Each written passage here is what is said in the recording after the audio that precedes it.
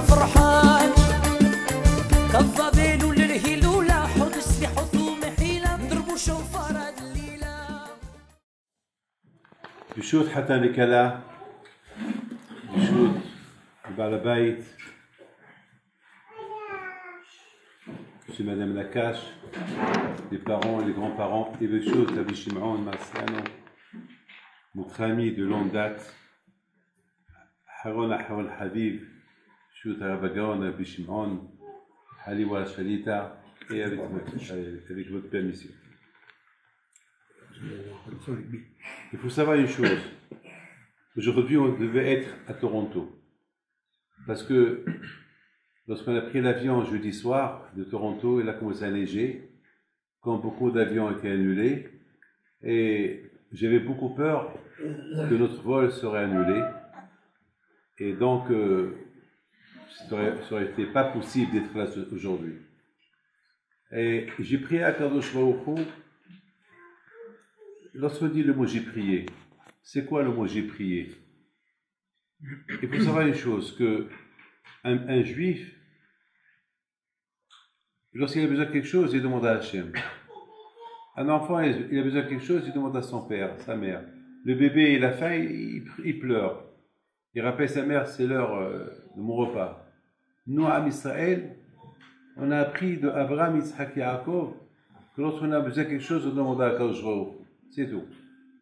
Nous, au Maroc, on n'avait pas, à mon époque, on n'avait pas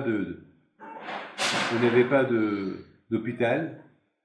Pratiquement, il n'y avait pas aussi des médecins. Il n'y avait que le cimetière. C'est tout ce qu'il y avait. Beta Holim. Il n'y avait pas Beta Holim, il y avait Beta Haïm. Et c'est quoi? Ça fait rire. Mais lorsque quelqu'un avait un problème, il allait prier là-bas. On avait un tzaddik. Il y avait là-bas Rabbi Yaakov Bibaz, Rabbi Youssef Knafo, Rabbi Haïm Pinto le Grand, Rabbi Oda Pinto, les grands tzaddikim. Les gens, ils allaient là-bas pour prier. Il y a un problème, ils vont là-bas pour prier. Am Israël, il a cette force-là que Banim Atem Lachem Elokechem. De la même façon qu'un enfant, lorsqu'il a besoin de quelque chose, il demande à son père ou à sa mère.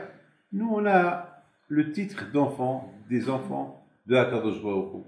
On a besoin de quelque chose, mais la différence, elle est comme ça. Écoutez bien la différence. Moi, David Pinto, je connais ma mère. Je connais mon père. Vous pouvez mettre ma mère devant des milliards de femmes, je reconnaîtrai ma mère. Je ne vais pas appeler une autre maman, une autre mère, maman. Je reconnaîtrai ma mère. La Barabotaï, dans la vie d'aujourd'hui, il y a le Yitzhara. Le Yitzhara, il veut te montrer beaucoup des mères. L'argent, c'est ta mère. La voiture, c'est ta mère. Le matériel, c'est ta mère. Donc, l'homme, il risque de perdre qui c'est son père. Rabotaï, lorsqu'on a les monants à Kadosh Baruch Hu, que c'est lui papa, que c'est lui mon père, donc le reste c'est du bidon. Le reste, l'argent, tout ça, ça ne compte pas. Rabbi Yoshua Pinto, mon grand-père, il explique sur la partie de cette semaine que Yaakov Abino, lorsqu'il a quitté Haran, il a construit une maison pour ses enfants, mais il a construit la cabane pour son troupeau. Et vient Rabbi Yoshua Pinto et pose une question. Pourquoi la Torah elle nous dit que Yaakov il a construit Sukkot pour son bétail et la maison pour ses enfants? Et Rabbi Yoshua Pinto donne une réponse spectaculaire. Il dit Yaakov Abino avec tous les milliards avec lesquels il est venu, il est retourné de chez Laban multimilliardaire, très riche. Il a voulu donner à ses enfants un exemple. Voyez mes enfants, tout ce matériel-là, c'est du bidon, je ne le prends pas avec moi. Pour ça, il n'aura construit que des soukots. C'est quoi souka? Souka, c'est une cabane. Il n'y a pas de porte, il n'y a rien du tout. Mais il l'a abandonné, voilà. Souka, la maison, c'est une maison. Alors pour ses enfants, il aura construit une maison. Un enfant, c'est pas bien qu'il reste dehors, c'est la maison. Et pour le bétail, pour l'argent, etc., non, il les a laissés dehors. C'est pas ça le plus important pour moi. Donc, Rabotaï, c'est ça, Rabotaï, l'idée de lorsqu'on a un problème, on appelle à Kadosh Baruch Hu. Et c'est comme ça, Rabotaï, un juif, il doit éduquer ses enfants. Et c'est comme ça que la maison, il doit, tout à l'heure, j'ai entendu parler Jacob Hachem, il a créé tout pour son kavod. Quelle est la raison pour qu'on dit que tout ce qu'Akash il a créé, c'est pour son kavod? Quel est le lien avec le mariage? Le mariage, c'est le mariage, mais la bracha de Jacob, que tout ce qu'Akash il a créé, c'est pour son kavod. Quel est le lien avec le hatavan? Ah ben justement, Rabotai, tout le kavod d'Hachem, c'est grâce au hatan de Kala. Yudke Ish Isha. Ish Isha, c'est le nom d'Hachem. S'il n'y a pas l'homme et la femme, qui va donner le kavod à Akash Baruch Hu? L'homme et la femme, lorsqu'ils vont se marier, ils vont élever des enfants dans la Torah pour maintenir le monde. C'est ça, le kavod d'Hachem, c'est Paria Veribia. Le reste, Hachem, ils s'en foutent du reste. L'écart pour Akash Baruch Hu, c'est l'homme et la femme, comment ils vont mener. Parce que c'est eux qui donnent des éloges à Hachem. C'est eux qui vont étudier la Torah. C'est eux qui vont. C'est pas les arbres qui vont étudier la Torah. Les arbres, c'est une décoration. Vous avez compris? Tout ce que vous voyez dans le monde, le soleil, c'est une décoration. La lune, c'est une décoration. Tout ce qu'il a créé dans ce monde, c'est un décor. Comme lorsqu'il y a un mariage, vous rentrez dans une salle, s'il n'y a pas la décoration, c'est la décoration qui fait le charme du mariage. Bien sûr, c'est important, mais le déco, la décoration, elle ajoute aussi. La bataille, tout ce que vous voyez dans le monde, c'est pour le kavod d'Hachem. C'est une décoration. Mais toute cette décoration, à quoi elle sert s'il n'y a pas l'homme et la femme qui vont construire leur foyer selon la Torah? Donc, la bataille, on avertit l'homme et la femme. Hé, monsieur et madame, monsieur et madame, Rav et Rabbanit, sachez que le kavod d'Hachem, il dépend de vous. Shakol, Barar et Rodos, ça dépend de vous. Comment vous allez construire votre foyer. Et je pense qu'avec les deux Akash Baruch Hu, que le Hatan et la Kala, on connaît les parents, on connaît les grands-parents, des deux côtés, Nakash. On voit que c'est des gens qui ont bâti leur foyer dans la Torah.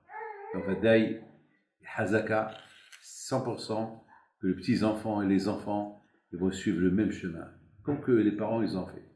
Donc, Vadaï, et je voudrais terminer avec une belle question qu'il m'a posée à Bishimon. Lorsque la semaine dernière, hier dans la paracha, on a lu que Yaakov Avinu, après 14 ans de travail, après un beau moment qu'il a travaillé, il dit à Lavan, maintenant je veux partir. C'est à Baraka. On m'a dit, alors il dit, quoi, tu veux partir les mains vides? Alors dis-moi, il faut que je donne quelque chose. Alors ils sont arrangés, ils ont fait un arrangement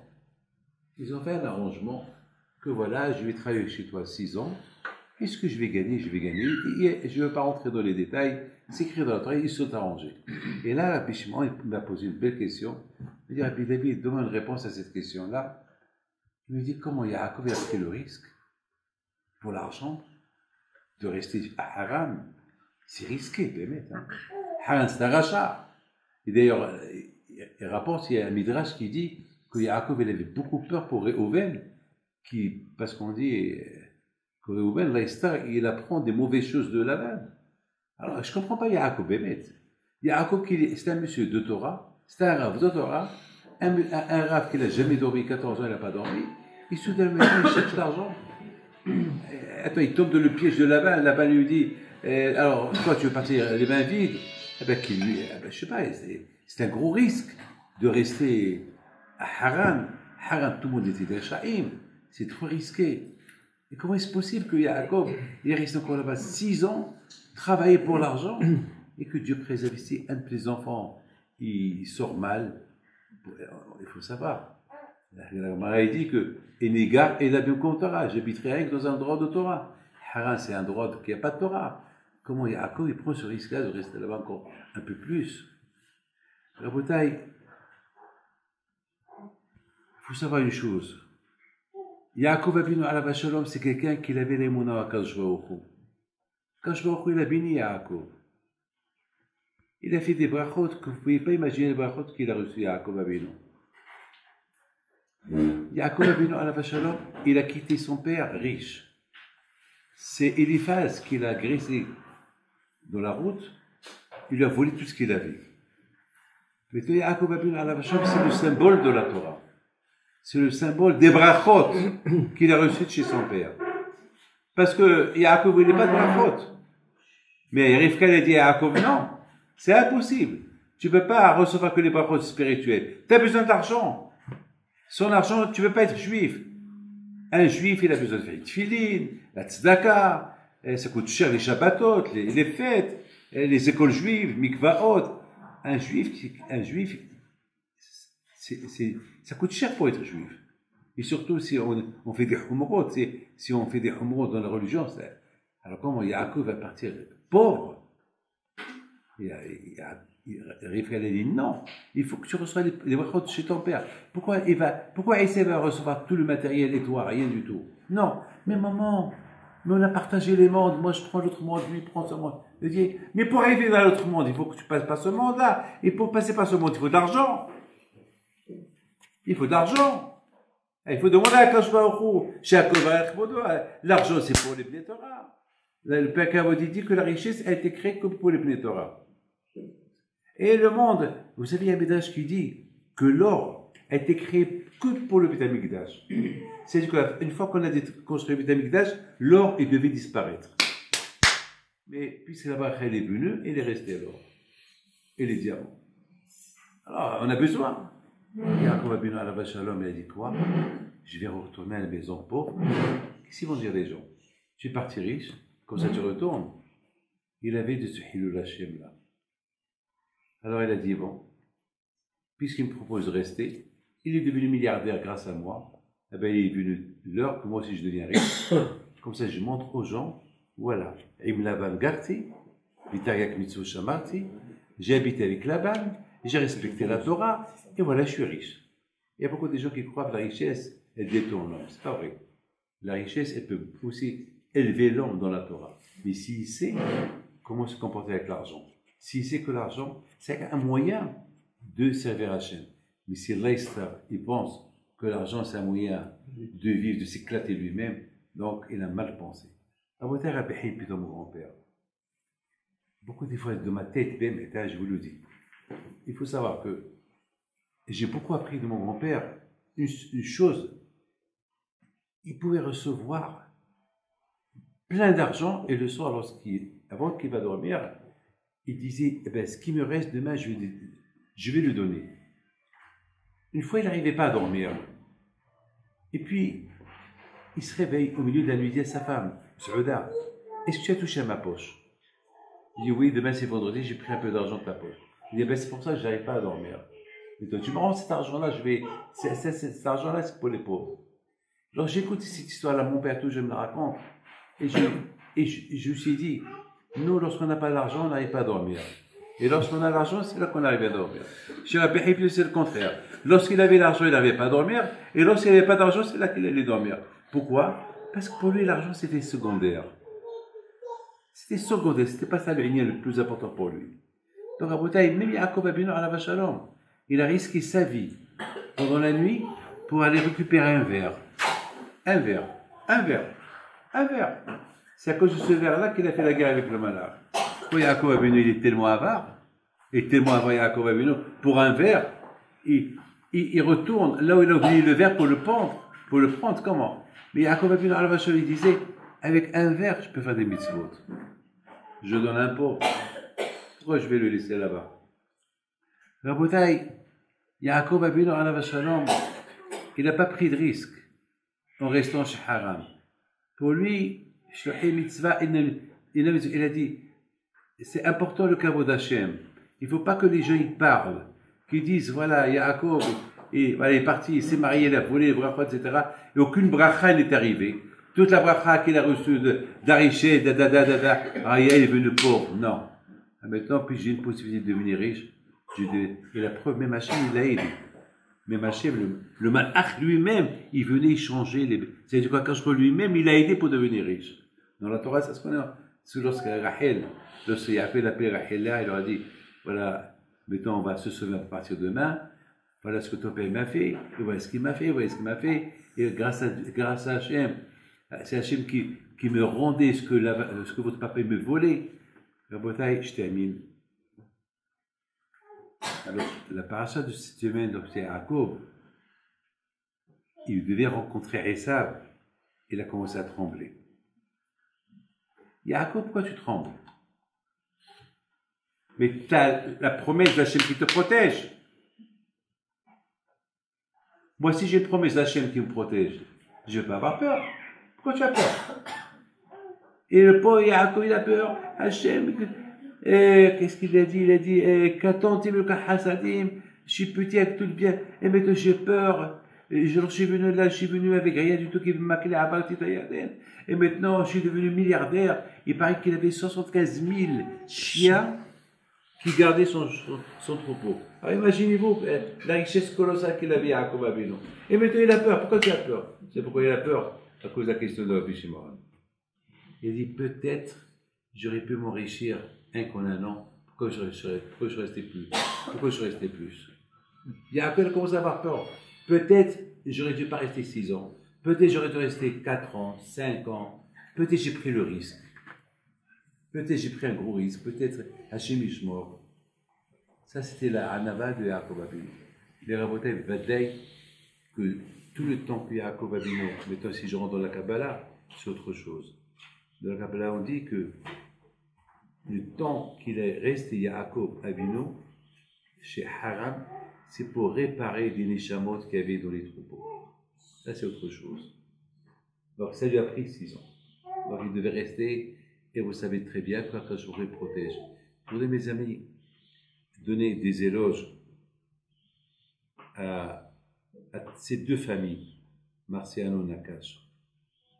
Marciano et Nakash, on voit Blénara, la façon comment ils ont éduqué leurs enfants. Les Hatchamaïm qu'ils ont, les Mounat Hachamim qu'ils ont. Et 100%, Ma'aseh Avot Siman Labanim, 100% Be'ezat Hashem, que le couple, le Hata et la Kala qui vient de se marier maintenant, 100%. Il y a une Hazaka qui dit que les Khilach ils vont partir selon le chemin de leurs parents, de leurs grands-parents. Donc, Yeratson, Abraham et Rabbanit Sarah, qu'Akash Baruch Hu, il vous donne à vous deux, ברכה והצלחה, בריאות, את השם, תזכו לבנות בית ונעימה בישראל, que vos parents et vos grands-parents, בעת השם, ils verront que vos smachos, génération, et bisrot Rabbi Hilpido soit avec vos générations, et bisrot Torah Kedosha, Tagen Va'ad Ba'al Bayt, et sa femme, génération,